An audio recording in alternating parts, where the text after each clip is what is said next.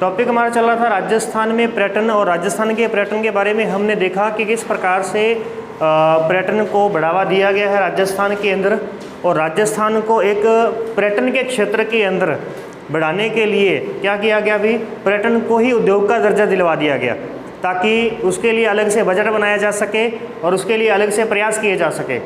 और फिर उसके बाद हम देखते हैं कि राजस्थान के अंदर विदेशी पर्यटक आते हैं, धीरे धीरे स्वदेशी पर्यटक अपने आते हैं। और इसी के साथ आप देख पाएंगे कि जो आरटीडीसी है, आरटीडीसी क्या है फुल फॉर्म इसकी भी, आरटीडीसी, सॉरी उल्टा लिख दिया, आरटीडीसी, पहले टी आएगा फिर डी आएगा, ठीक है। तो क्या बनेगा, राजस्थान टूरिज्म डेवलपमेंट कॉरपोरेशन, ठीक है। तो ये हमारे पास आ गया राजस्थान पर्यटन विकास निगम। तो इसके द्वारा किया गया, क्या किया गया, यानी महोत्सवों की आयोजन करवाया गया, ताकि हर जिले के अंदर कुछ ना कुछ एक्स्ट्रा किया जा सके और पर्यटक को लुभाने के लिए। जैसे हमने जैसलमेर के अंदर क्या शुरू किया अभी, मरु महोत्सव, और बीकानेर में क्या शुरू किया, ऊंट महोत्सव। जैसे हम जालोर में क्या मनाते हैं, जालोर महोत्सव मनाते हैं। तो इस प्रकार से अलग अलग महोत्सव मनाए गए अलग अलग समय पर, ताकि ज़्यादा से ज़्यादा पर्यटकों को आकर्षित किया जा सके। तो ये काम किसका है, आरटीडीसी का है। इसी प्रकार से एक हेरिटेज योजना की शुरुआत की गई भी, हेरिटेज योजना की शुरुआत की गई। यह योजना शुरू की गई थी 1991 के अंदर, 1991 में। और ये किया गया, इसके अंतर्गत क्या किया गया कि जो 50 वर्षों से पुराने, 50 वर्ष से पुराना या कोई होटल या कोई भवन हो, ठीक है, उसको संभालने के लिए, उसको एक विरासत के रूप में दिखाने के लिए कि हमारे पास ये हमारे पूर्वजों की विरासत है, ठीक है। तो उसको आप देखने आइए। क्या करेंगे, हम हेरिटेज लिस्ट बनाएंगे एक। जैसे क्या है कि विश्व के अंदर यूनेस्को ने अजूबों की लिस्ट बनाई है। उस अजूबे के अंदर भारत का कोई अजूबा आता है, ताजमहल का नाम आता है। अगर उसमें ना हो ताजमहल का नाम, तो उससे क्या फ़र्क पड़ेगा, हमें फ़र्क पड़ेगा, बहुत बड़ा फ़र्क पड़ेगा। क्योंकि हम जो भी चीज़ यहाँ पर भी देखने के लिए जाते हैं, तो पहले हम उसके बारे में सर्च करते हैं कि भी वहाँ की फेमस है क्या, जा तो रहे हैं वहाँ पे, कुछ फेमस है कि नहीं है। तो सबसे बड़ी जो कंपनी होगी या सबसे बड़ा जो उस क्षेत्र का एडवर्टाइजमेंट करने वाला होगा, हम उसको देखेंगे। जैसे पूरे विश्व की एडवर्टाइजमेंट करता है यूनेस्को। यूनेस्को जो है हमारे पास में क्या होता है, यूनेस्को भी, UNESCO United national education scientific corporation, ठीक है। यूनाइटेड नेशनल नेचुरल, एक साथ में कौन सा है, नेचुरल भी है, नेचुरल एजुकेशनल और साइंस, संयुक्त राष्ट्र शैक्षिक, उसके साथ में और किसको जोड़ेंगे, वैज्ञानिक और प्राकृतिक निगम बनेंगे या कॉरपोरेशन या संगठन बनेगा एक। क्या बनाएगा, संगठन। अब इसके अंतर्गत अगर कोई शिक्षा देने वाली संस्था है बड़ी, तो उसको वहाँ लिस्ट की जाएगी। अगर कोई हेरिटेज जगह है, कोई स्थान है, उसको लिस्ट किया जाएगा। तो अलग अलग लिस्टें बनाई जाती हैं। अब सबसे पहले अगर कोई भी विदेशी आएगा, तो वो यूनेस्को की सूची देखेगा, उसमें चेक करेगा कि मुझे घूमने के लिए कौन सी जगह बेहतर है, कौन सी जगह अच्छी है। तो उसको वहाँ से पता चल जाएगा कि अगर आपको भारत में जाना है, तो वहाँ पर हमें ताजमहल मिलेगा देखने के लिए, है ना। तो इस प्रकार से वो उसमें नाम है, तो इसीलिए लोग यहाँ पर आते हैं। तो इसी प्रकार से एक राजस्थान ने भी बना दी, कौन सी भी, हेरिटेज योजना बना दी। इसने क्या कर दिया, जो 50 सालों से पुराने जो भी भवन है उनके बारे में उनको एक सूची बनाना शुरू कर दिया। तो हम बात करते हैं कि राजस्थान का सबसे पहला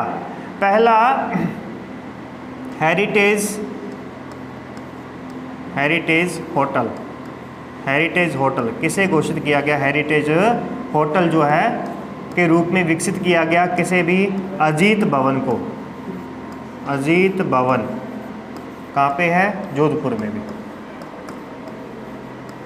अजीत भवन जोधपुर, इसे किया गया। फिर यदि हम बात करें कि प्रथम हेरिटेज तीर्थ स्थल, हेरिटेज तीर्थ स्थल, तो ये कौन सा, किसको किया गया अभी, पुष्कर को। पुष्कर कहाँ पे है, अजमेर के अंदर है, ओके। इसके बाद बात करें तो प्रथम हेरिटेज नगर। तो नगर कौन सा है? ब्रजनगर जालरापाटन भी, ब्रजनगर जालरापाटन। जालरापाटन कहाँ पे है? झालावाड़ में है। ठीक है, ये हो गया हमारे पास में।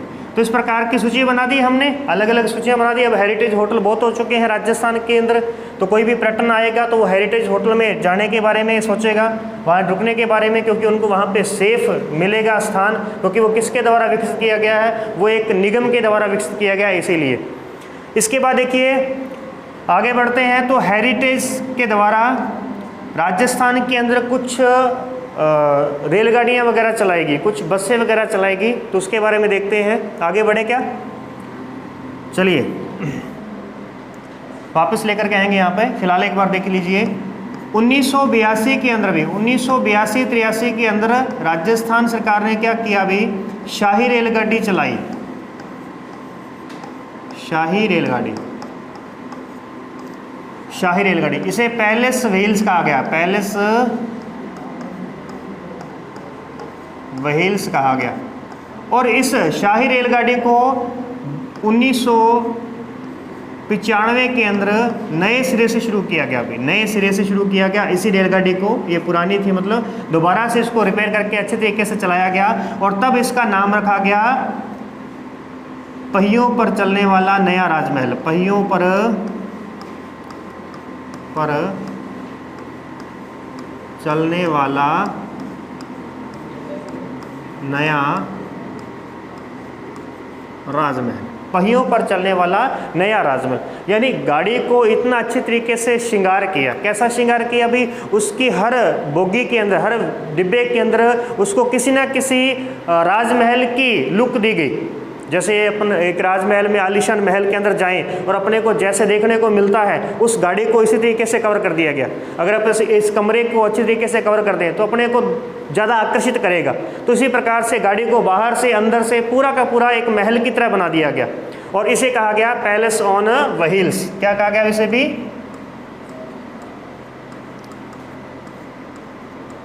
Palace on wheels. एक मिनट, पैलेस ऑन व्हील्स अपने को और चलाएंगे गाड़ी उसके नाम से। इसको तो नाम देना अपने को क्या? पहियों पर चलने वाला नया राजमहल। और इसकी तुलना की गई भी, इसे कहा जाता है द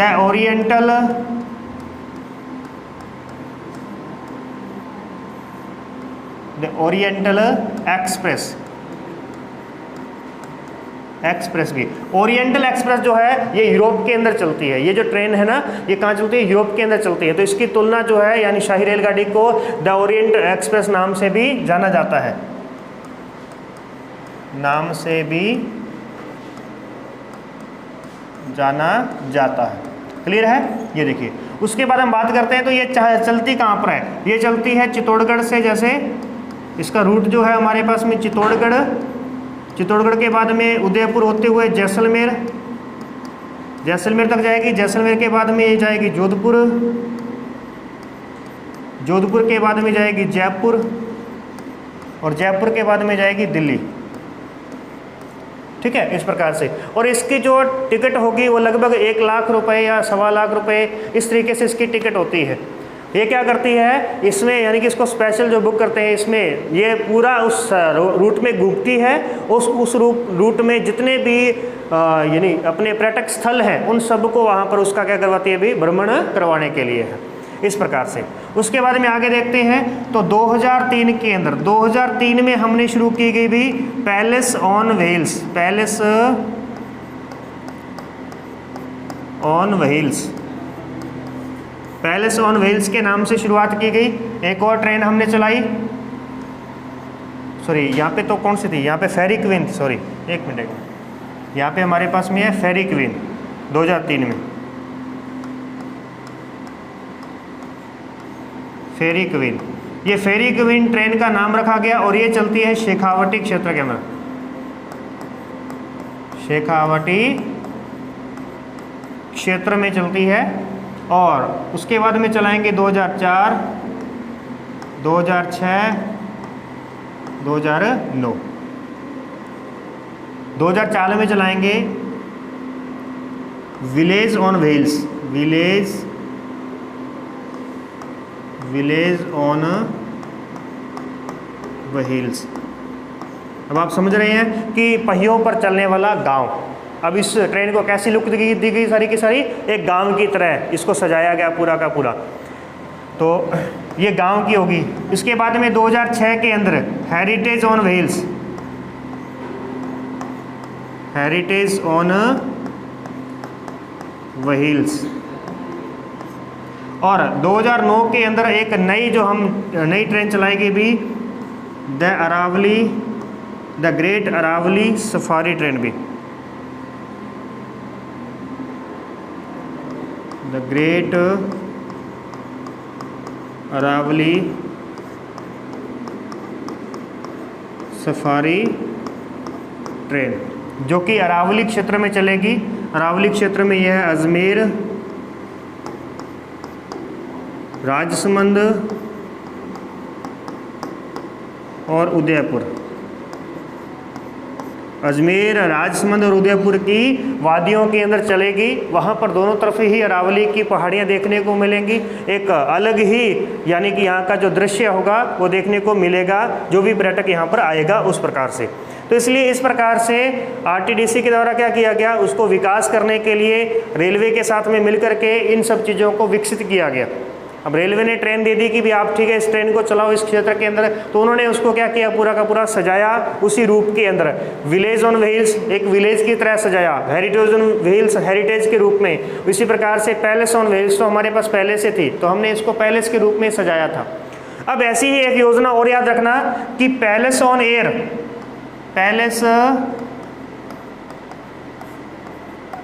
पैलेस ऑन एयर क्या मतलब होगा इसका भी, हवा में पैलेस, तो कहने का मतलब यहाँ वायुयान के द्वारा भ्रमण की योजना जो है उसे क्या कहते हैं, पैलेस ऑन व्हील्स कहते हैं। वायुयान द्वारा पर्यटकों को घुमाना क्या कहलाएगा, पैलेस ऑन व्हील्स कहलाएगा। अब सीधी सी बात ये समझो भी कि कई बार क्या होता है, बस के अंदर भी कई बार एडवर्टाइजमेंट स्टिकर वगैरह लगे होते हैं। कोई अच्छा सा स्टिकर लगा हो तो अपने को लगता है यार ये जगह है कहाँ पे, अपने ऐसा देखने का मन करता है। तो इसीलिए जो भी वहाँ से इन बस ट्रेनों के अंदर या इस बसों के अंदर इनमें जो सफ़र करते हैं उनको ये देखने में लगता है कि यार ये ऐसा गांव हमें कहाँ मिलेगा। कोई विलेज ऑन व्हील्स को देखेगा तो उसको लगेगा कि इतना सुंदर गांव, तो वो देखने के लिए जाएगा। इसी प्रकार से पैलेस होगा तो पैलेस वाली गाड़ी में जाएगा तो उसको पैलेस नजर आएगा उसके अंदर। तो ये सब चीज़ें होती है, इसीलिए इसका विकास किया गया है। और अभी उसके बाद में शुरुआत करने जा रहे हैं आगे का जो हमारा है वो है palace on waves. Palace on waves क्या मतलब होगा इसका भी, पैलेस ऑन वेव्स, लहरों पर भी। क्या हो गया अभी, लहरों पर पैलेस हो गया। तो लहरें कहाँ पर होंगी, नदी के अंदर, यानी इसमें नाव या बेड़े के द्वारा, नाव या बेड़े के द्वारा क्या करवाया जाएगा भी, भ्रमण करवाया जाएगा। नाव या बेड़े के द्वारा भ्रमण करवाने की जो योजना है उसे पैलेस ऑन वेव्स कहते हैं। वायुयान के द्वारा भ्रमण करवाने की जो योजना है उसे हम पैलेस ऑन एयर कहते हैं। तो इस प्रकार से है, यहाँ बातें होगी, इतनी बातें होगी। नेक्स्ट आगे बढ़ते हैं और देखते हैं कि पर्यटन के क्षेत्र में क्या विकास किया गया है। तो इसके बाद देखिए जरा, राजस्थान में कुछ रोपवे विकसित किए गए हैं अभी। रोपवे समझते हो, रोपवे क्या होता है अभी, रोप नहीं, उड़न खटोला अलग चीज होती है। रोपवे जो होता है रस्सी, रोप यानी कि रस्सी, रस्सी पर चलने वाली गाड़ी जो होगी उसे रोपवे कहेंगे अपन। उड़न खटोला जो होता है वो दूसरा होता है, गुब्बारे वाला जो होता है, हाँ वो चीज़ें रोपवे है, ठीक है, उसे अपन उड़न खटोला नहीं कह सकते। रोपवे का देखिए विकास किया गया राजस्थान के अंदर। तो राजस्थान में अब तक 3 रोपवे बनाए जा चुके हैं। पहला जो रोपवे है वो सुंदा माता वाला है, प्रथम रोपवे, क्योंकि अपने को पता है ऊंचाई बहुत है। अब यहाँ वाले तो पूरा खाते पीते हैं, चढ़ जाएंगे, लेकिन जो विदेशी आता है वो कैसे देखेगा अपने इस हेरिटेज को, अपने इस पर्यटन स्थल को कैसे देख पाएगा। इसीलिए उनके लिए क्या किया गया, ये बनाया गया रोपवे, ताकि उनको कम समय लगे। तो यहाँ ध्यान रखिएगा, प्रथम रोपवे जो है 2006 के अंदर, 2006 में भी बीनमाल सुंदा माता में विकसित किया गया। बीनमाल सुंदा माता में विकसित किया गया पहला रोपवे। दूसरा रोपवे, दूसरा 2008 में करणी माता मंदिर कहाँ पे भी, उदयपुर के अंदर है। एक करणी माता जो है देशनोक बीकानेर के अंदर भी है, परंतु वह तो एक रेगिस्तानी क्षेत्र है। ये जो रोपवे बनाए जाते हैं वो पहाड़ी क्षेत्रों में बनाए जाते हैं, ताकि ऐसा नहीं कि एक पहाड़ी से उतरकर फिर दूसरी पहाड़ी पर चढ़ना पड़े, उसकी बजाय सीधा ही एक पहाड़ी से दूसरी पहाड़ी पर जाया जा सके। तीसरा रोपवे जो है, तीसरा रोपवे 2016 में विकसित किया गया, सावित्री माता मंदिर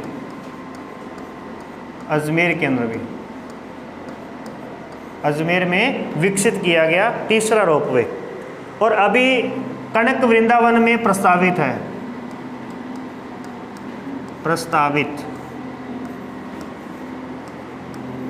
कनक वृंदावन कहाँ पे है, जयपुर में भी। और एक माउंट आबू में भी प्रस्तावित है, माउंट आबू आप जानते हैं भी, माउंट आबू बहुत ऊंचाई पर है। अब इतनी ऊंचाई पर चढ़ने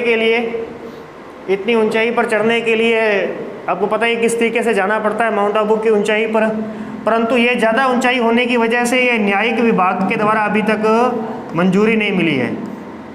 न्यायिक विभाग के पास, यानी इसकी फाइल जो है वो न्यायिक विभाग के पास में अटकी हुई है। अब वो पहले देखेंगे, इसकी जांच करेंगे कि भी इतना ऊंचाई पर चल सकता है कि नहीं चल सकता। अभी तक जो राजस्थान का सबसे लंबा रोपवे है वो सुंदा माता रोपवे है, 800 मीटर इसकी लंबाई है, 800 मीटर, ठीक है। और इसके बाद में अगर ये बनता है तो यही सबसे लंबा जो रोपवे बनेगा माउंट आबू जो है। अब किस प्रकार से बनाते हैं इसके बारे में अभी अपने को पूरा ध्यान नहीं है, आगे बढ़ते हैं। ये रोपवे हो गया। उसके बाद देखिए जरा, राजस्थान का पहला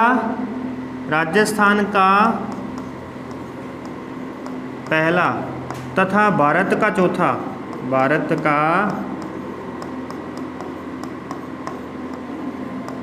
चौथा हैंगिंग ब्रिज जो है, हैंगिंग ब्रिज कहाँ बनाया गया, झूलता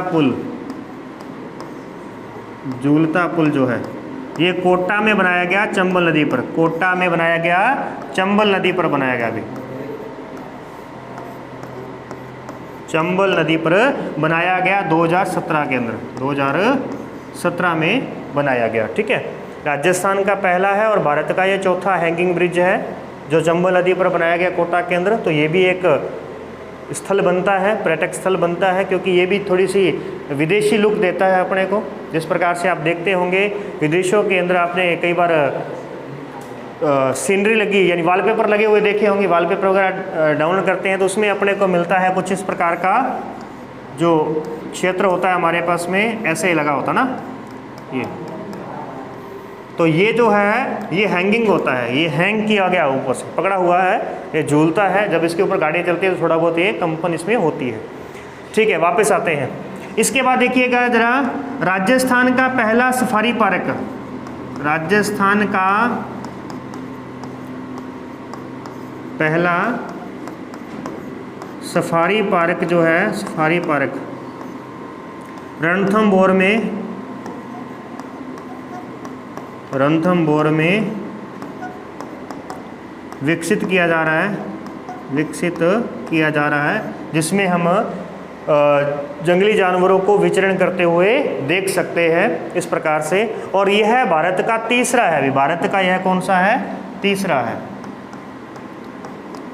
भारत का तीसरा है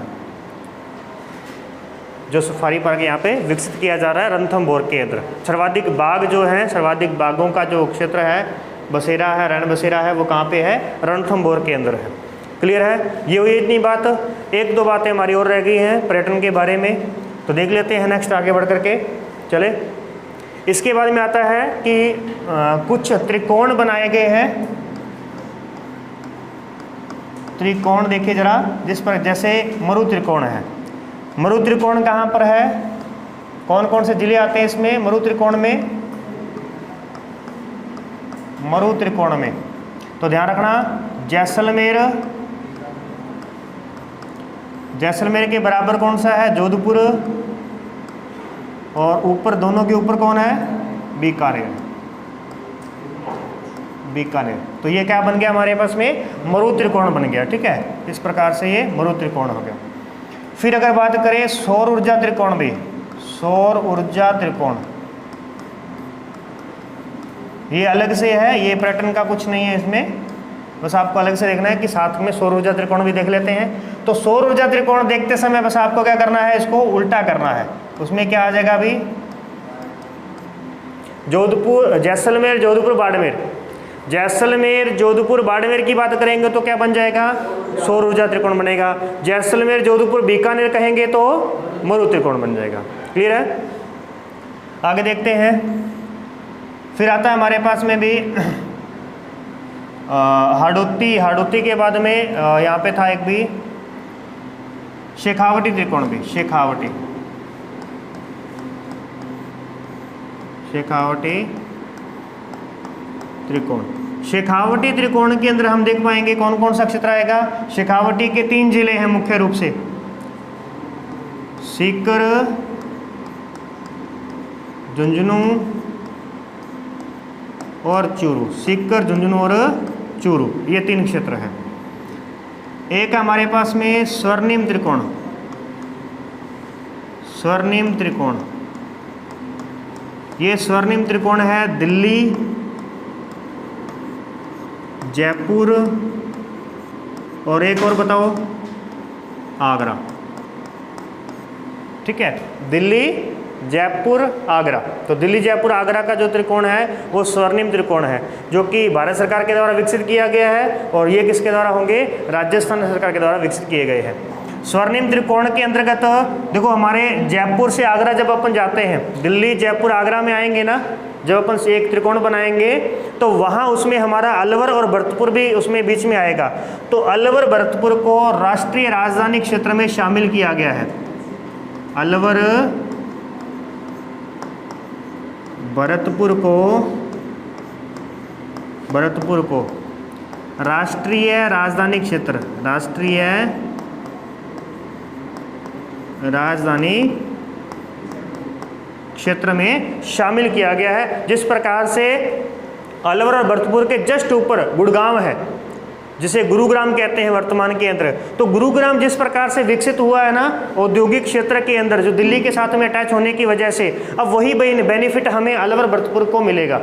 और राजस्थान के अलवर भरतपुर को भी वही राष्ट्रीय राजधानी क्षेत्र का दर्जा इसको दे दिया गया है। तो जब भी हम किसी चीज़ को कोई दर्जा देते हैं तो उसकी अहमियत क्या हो जाती है? बढ़ जाती है। इसके बाद देखिए, एक है भारत के अंदर है रजत त्रिकोण भी, रजत त्रिकोण है। ठीक है, मुंबई, मुंबई, बेंगलुरु, बेंगलुरु और हैदराबाद, हैदराबाद। मुंबई, बेंगलुरु और हैदराबाद जो है यहाँ पर कौन सा है? रजत त्रिकोण है। ये हो गया रजत त्रिकोण। अच्छा, यहीं पर ही आपको मिलते जुलते एक बात और बता देता हूँ कि विश्व के अंदर अगर हम बात करें स्वर्णिम त्रिकोण की, स्वर्णिम त्रिकोण, स्वर्णिम त्रिकोण की बात करें तो यहाँ पर आएगा म्यांमार, लाओस और थाईलैंड।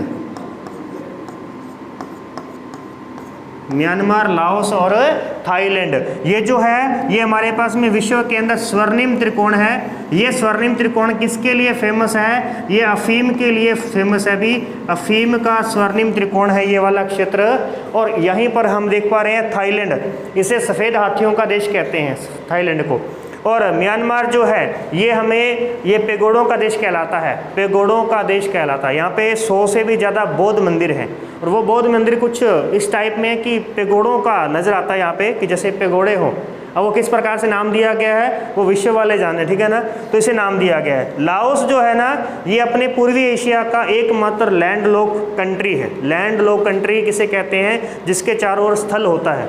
जैसे अपने पास में कौन सा है, नेपाल और भूटान है, ये लैंड लॉक है, लेकिन बांग्लादेश लैंड लॉक नहीं कहलाएगा क्योंकि उसके नीचे बंगाल की खाड़ी है। वापस आते हैं, अब इन्हीं चीज़ों को देखते हुए ध्यान रखना कि राजस्थान भारत के अंदर भारत का पहला ध्यान रखना भी, भारत का पहला हाथी गांव, भारत का पहला हाथी गांव किसे, हाथी गांव का दर्जा जो है हाथी गांव के रूप में किसे विकसित किया गया है, वो है हवाला गांव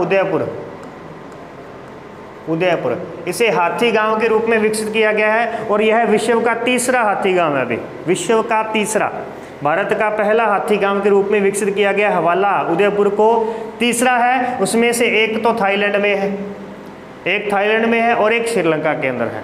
एक थाईलैंड एक श्रीलंका में है, तीसरा जो है भारत के अंदर होगा और भारत में भी वो कहाँ पर है, राजस्थान के अंदर है जो उदयपुर के अंदर है। Clear, okay. और एक दो बातें और क्या रहेगी हमारे पास में भी, यहाँ तक की बात होगी। त्रिकोणों के बारे में हमने बात की और इसके बाद देख लीजिएगा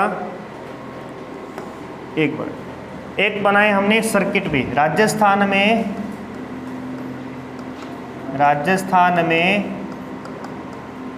पर्यटन के 10 सर्किट बनाए गए, पर्यटन सर्किट बनाए गए हैं, पर्यटन सर्किट बनाए गए हैं। देख लीजिए पर्यटन सर्किट कौन कौन से हैं। अपन इसको थोड़ा मानचित्र पर देखते हैं, मैप पर देखते हैं, भी याद हो जाएगा।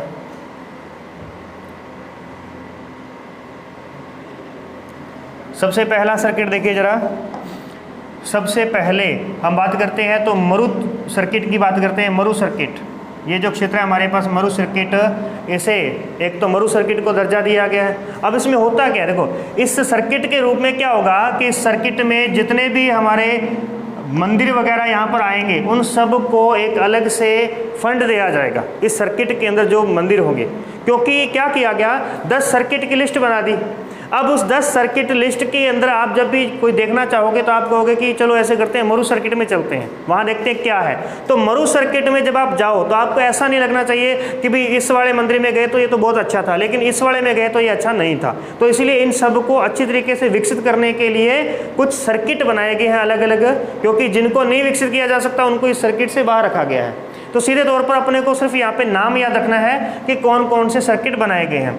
तो एक हमारे पास में मरु सर्किट है, लिखते रहना इसको, मरु सर्किट। उसके बाद में आते हैं mount Abu circuit.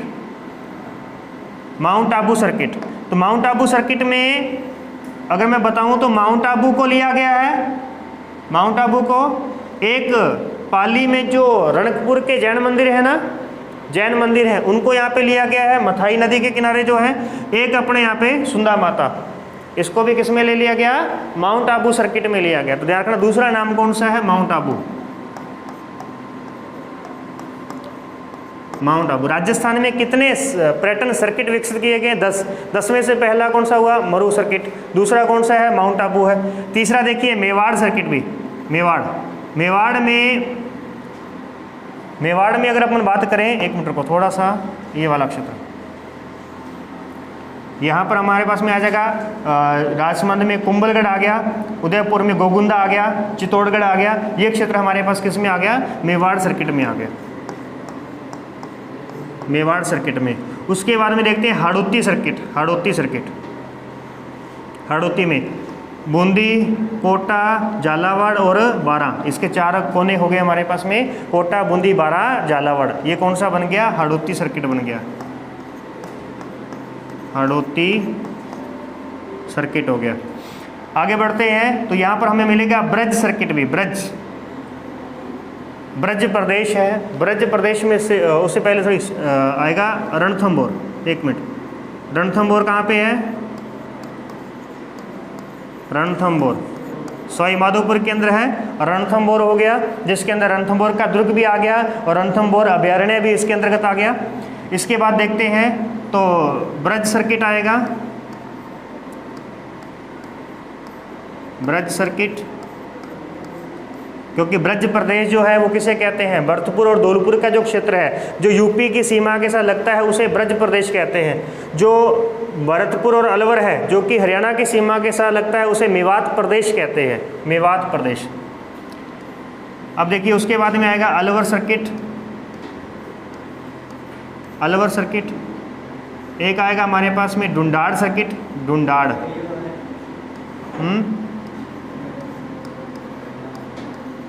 Dhundhar circuit आ गया।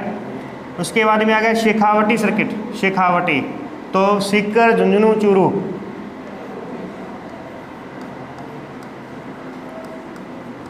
शेखावटी सर्किट हो गया, शेखावटी। कितने हो गए अभी? 8 हो गए। कौन सा रह गया? एक आ गया हमारे पास में मेरवाड़ा भी, मेरवाड़ा सर्किट अजमेर के अंदर, अजमेर मेरवाड़ा।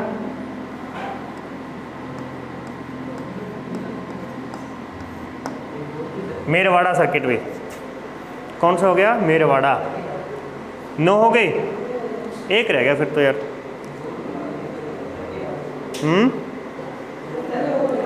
मरु है, माउंट आबू है, मेवाड़। कैसे हो गए पूरे? ऐसे क्यों है? मरु, माउंट आबू, मेवाड़ 3, हडोती, रणथंभौर, ब्रज 6, अलवर, डुंडाड़, शेखावटी 9 और एक हो गया मेरवाड़ा। ठीक है ना? हाँ, तो ये हमारे पास में 10 पर्यटन सर्किट हो गए हैं। और एक बात और देखिएगा, 4 पर्यटन संभाग है, 4 पर्यटन संभाग हैं, पर्यटन संभाग हैं। कौन कौन से हैं? जोधपुर, अजमेर, अजमेर, उदयपुर और कोटा। ये 4 हमारे पास में पर्यटन संभाग है। ध्यान रखिएगा, उदयपुर को भारत का सर्वश्रेष्ठ अवकाश स्थल घोषित किया गया है। उदयपुर को भारत का सर्वश्रेष्ठ